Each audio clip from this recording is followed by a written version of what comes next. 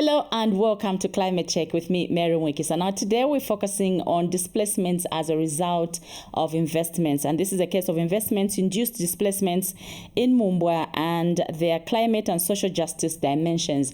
As a country, Zambia is developing, and with development sometimes comes displacements and of course harm to the environment. And this is what we'll be focusing on Climate Check. We'll take a short break.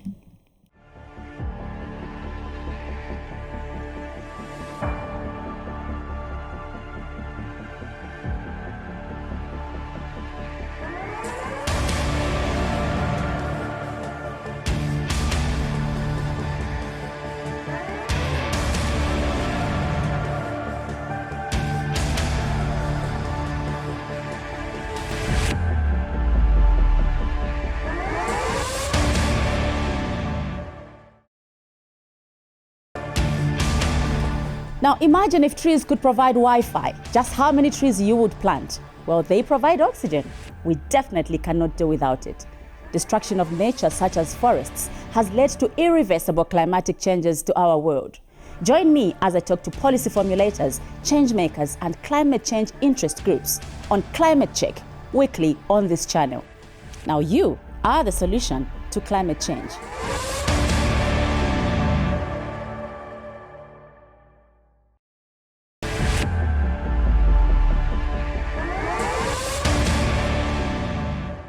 Now joining me in studio all the way from Mumbwa is Mr. Richard Chongo. He is a climate change specialist and consultant.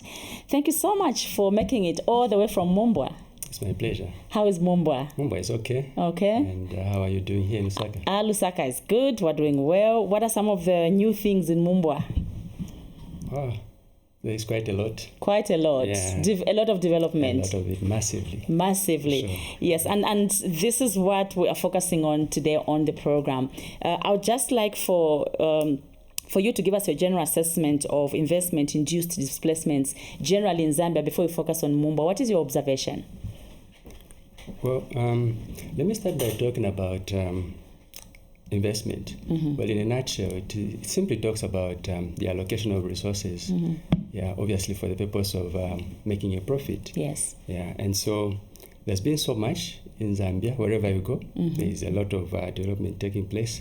There's a lot of investment that has taken place. And because of that, you know, where there is development, Yes. it was not there, but now it comes. It has come. Those people that might have been there, those that might have settled there, they may need to relocate. They may need to be displaced so as to pave way for such investment. And I'm sure that is taking place countrywide. Mm-hmm. And in your observation, what kind of investments really push this displacement norm around our country? Generally? Yeah, usually it's infrastructure development. Okay. It could be road construction, or even these business firms, business houses, they would want to expand their business. Yeah, so usually such would lead to displacement. Mm-hmm. And what is the current situation currently in Mumbwa regarding investment-induced displacements? Well, Mumbwa, just like most places in Zambia, is one of the fast developing districts. Okay. And, it's endowed with natural resources.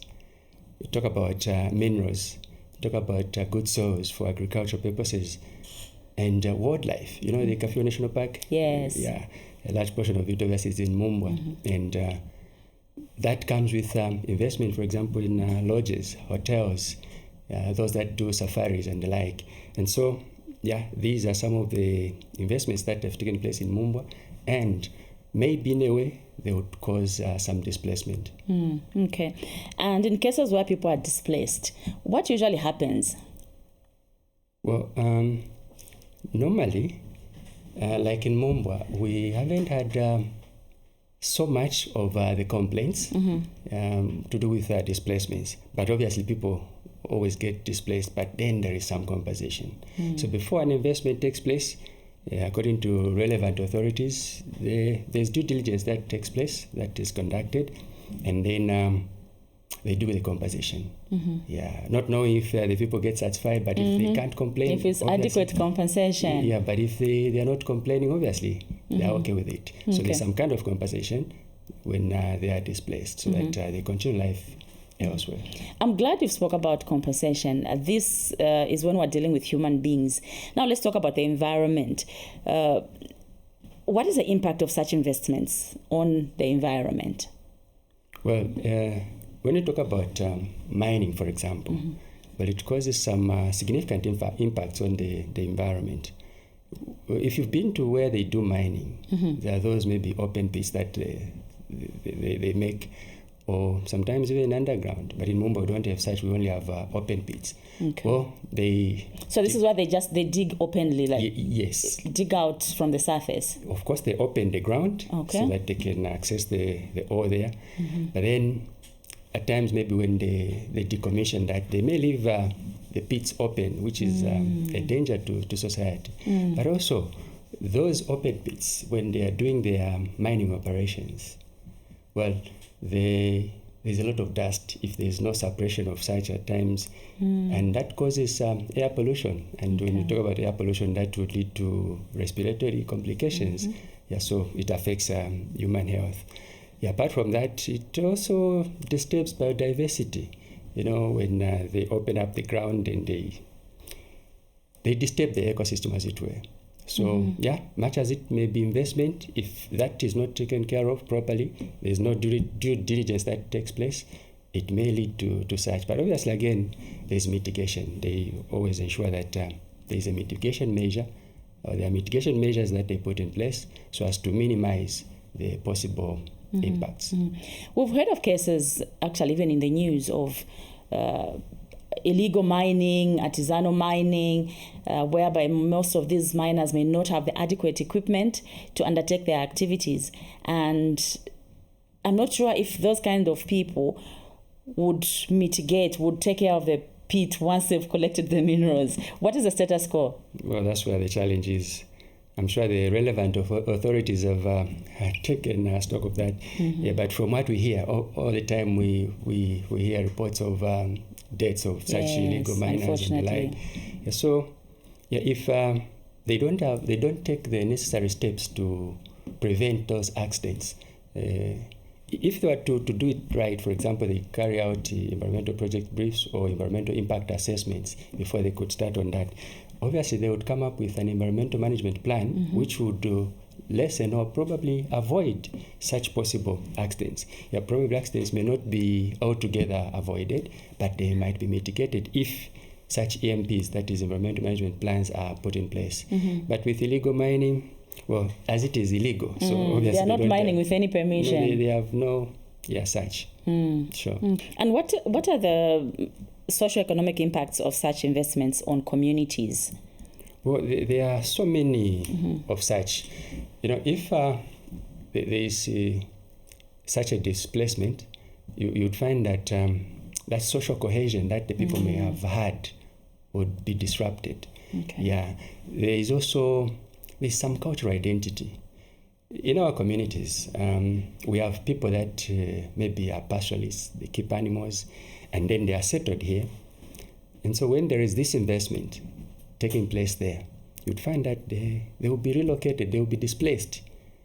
Now, when they are displaced, where would they go with their large flocks or herds of cattle? They may have challenges, so that poses serious challenges, both to the state as well as the same communities that are affected. Okay. In your view, how can we ensure that even as we develop as a country, we still pay attention to the environment, we still pay attention to the well-being of our people? Let's start with the environment before we focus on the well-being of the people. How can we balance the two, development, investment, and the environment? When you look at development and environment, these are inextricably linked. You can't do one without the other. You do the development on the environment. And so if the focus or the priority is just on maximizing profits, the focus is just on the investment, well, the environment will be degraded, and then the same investment may not succeed, may not be sustained. And so for it to be sustainable, there will be need for that paradigm shift in the way people do their business. There's need to move away from the traditional way of doing things to promote more sustainable ways so as to ensure that both the environment as well as the economy itself are ticking. And that way, will have continued. It's not only us today. Exactly. We were not there yesterday. Yes. We'll not be there tomorrow. We have the future that is coming. And so they have to also come and enjoy the same resources that we enjoy today. And for the people, how can we ensure that they're incorporated into this development, they're beneficiaries and not disadvantaged by the investment? Well, in the first place, I talked about conducting environmental impact assessments, due diligence, that is. If that is well done before investment takes place, and maybe ZEMA does an approval, they go ahead with the project. For them to be given that ZEMA approval, they will have considered the environment, the communities. These are key stakeholders, and they cannot be a investment which does not involve the community. And so if they are involved at the very beginning, in that process of impact assessment, there is what is called scoping. Okay. So this is where a consultant would be engaged by the proponent, by the developer, to engage the people, the communities that will be affected, so that they find out what are the possible impacts that they will face, how will they be affected by the proposed investment, be it negative or positive. And so once that is done, the scoping is done, then there will also be a disclosure. The communities will be told, and then they will have to either agree or disagree, and amendments will be made. And so if the investment considers the community, then it will be community driven. And once it is community driven, then they will have that what is called social license. They will be able to operate in the community.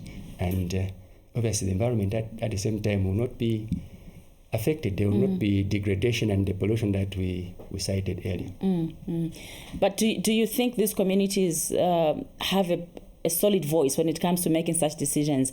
We know that the ZEMA process, of course, involves community engagement, but ultimately, is the voice of the community really considered? Well, I would say yes. From the few consultancies that have been at least attached, we've engage the communities. Maybe others, they might not, but obviously if it is done the way it is supposed to be done, if the procedure is followed the way it is supposed to be done, the community is engaged. But if it is a desktop kind of arrangement, kind of maybe impact assessment, how will the community come in? Because you need to get down to the community, sit with them, liaise with them, let them bring out their views, their fears and concerns.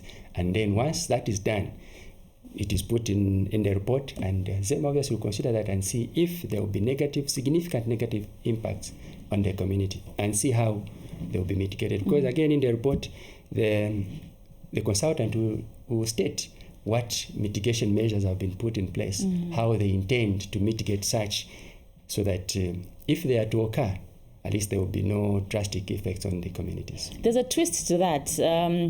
There are cases where the community may want the investment because they're looking at job creation and all these other benefits, and maybe that investment does not favor the environment. The communities have to survive. Their livelihood, of course, dependent on such resources that are endowed in their localities. And when they see an investment coming forth, they see jobs there. They want employment. And once they get employed, obviously their lives improve, their standard of living will improve. So they will focus on that. But then, even when we'll be talking about employment, wealth creation and the like, we also need to consider other salient issues that may even affect them in the end. Because if, again, they just focus on having the investment at the expense of the environment and their own well-being, it's not sustainable. There's something that is short-lived. It should be a win-win kind of situation where, yes, there should be mitigation measures to ensure that the environment is sustainable, as well as they themselves, their livelihood is sustained. It is improved as well. So that balance should be there. And once there is that, I'm sure that's when we can talk about sustainable development. If not, then it's not sustainable. How then can we change the mindset of communities in our country so that they are aware of the impact of some of these activities that they may actually support, so that they make informed decisions should they be faced with such a decision to make? That's where, again, we have civil societies, the CSOs. That's where they come in to help the communities. They do play a major role, They do advocacy where they educate the people. They make them aware on their rights, on what they're expected to do, how they stand to benefit, and also just to have that voice to speak out.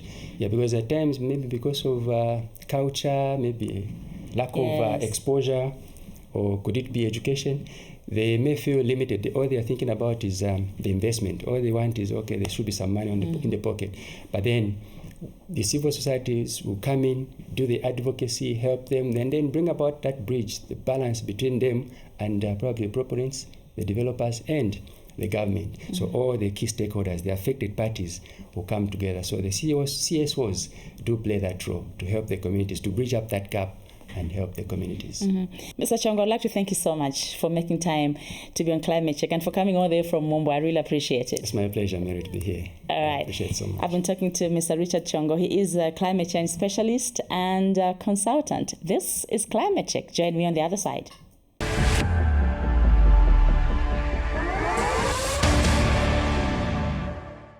Welcome back to Climate Check. We take a short break. On the other side, we'll be looking at more issues around sustainable development and ensuring that our communities are not displaced in the quest to develop the country.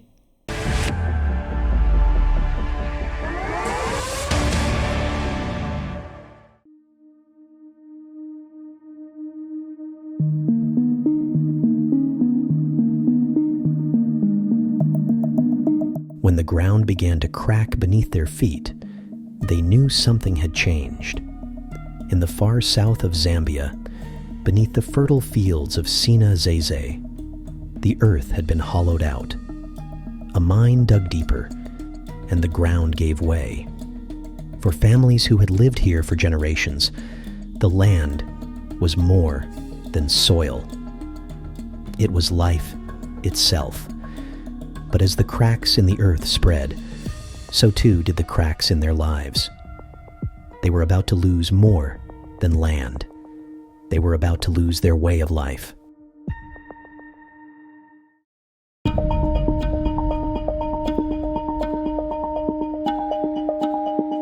Ndime mavuto simubala bona ndakhala mwasi amajere kuti akazikalirwa makuti akomenera twawata nkuko mtula mukwasi mupati bya mukwasi kama ntomwe tuli 8 enyega ni mpati kwasi amajere pali kuli mama kati pali kuli mama papo mayinza onse kuli mankwali utupanga uti tubeka boto Mysterious yaso akazwa mumunzi mwasi abunyangu yakwanisa 17 years akali yakidemanda amalenji akali 12 so ndakali disa shop onya twakali yakidya munzi aziba ziyangombe aziyampongo makalukuni wasa ndali buludi akulima munda ndakali kulima mwini.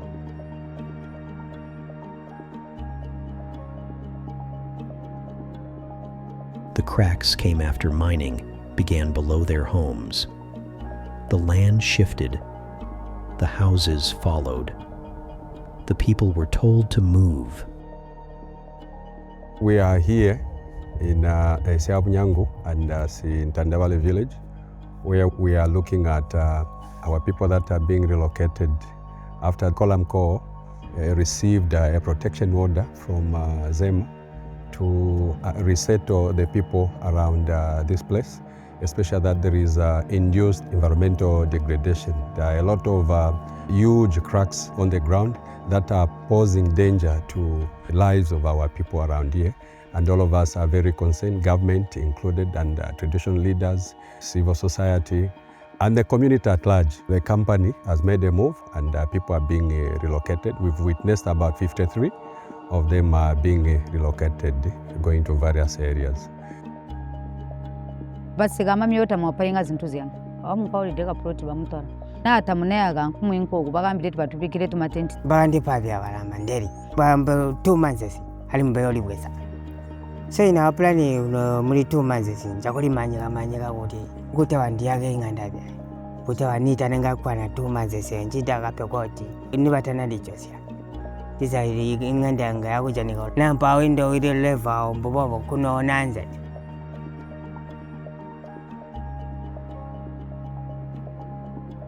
For Stelia, as for many others, the compensation could not replace what was lost: the homes, the land, the security.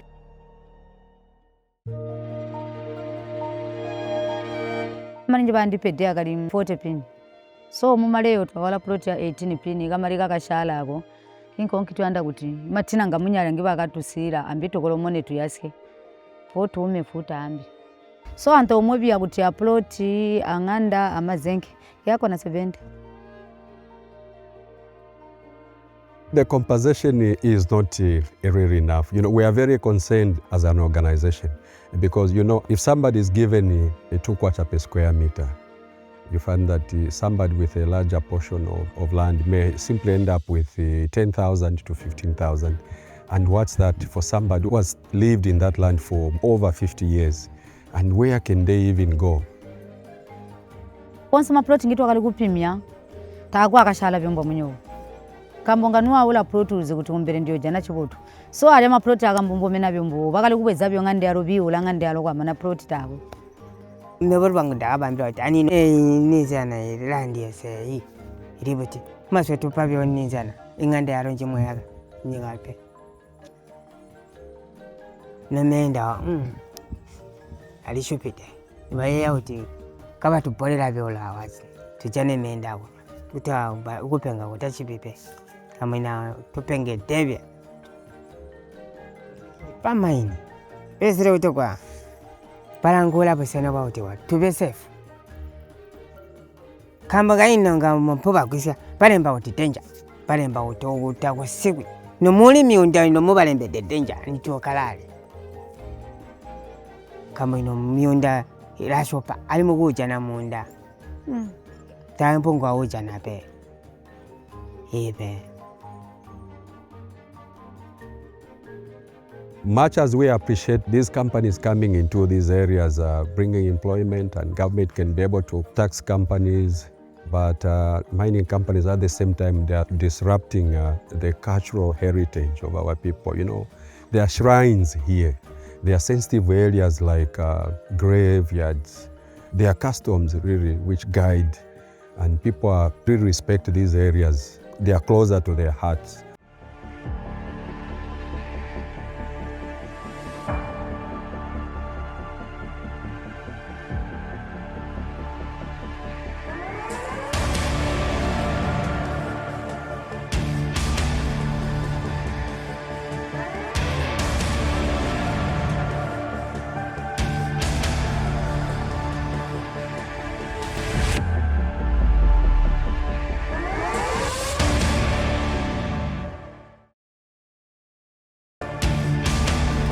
Now imagine if trees could provide Wi-Fi, just how many trees you would plant? Well, they provide oxygen. We definitely cannot do without it. Destruction of nature such as forests has led to irreversible climatic changes to our world. Join me as I talk to policy formulators, change makers and climate change interest groups on Climate Check, weekly on this channel. Now you are the solution to climate change.